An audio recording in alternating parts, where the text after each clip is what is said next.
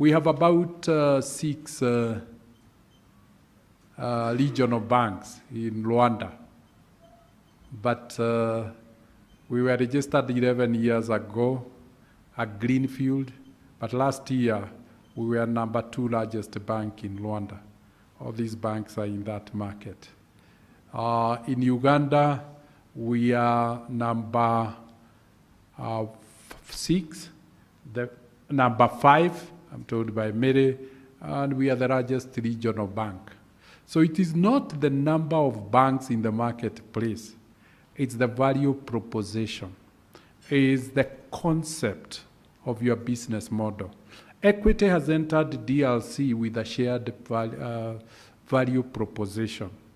We haven't seen that as the norm. As Brent has said, we're dedicating a lot of effort, particularly to the artisanal miners, to the farmers. I see Dr. Joan Colil wish to open 50 Equity Afya clinics in DRC by the end of the year.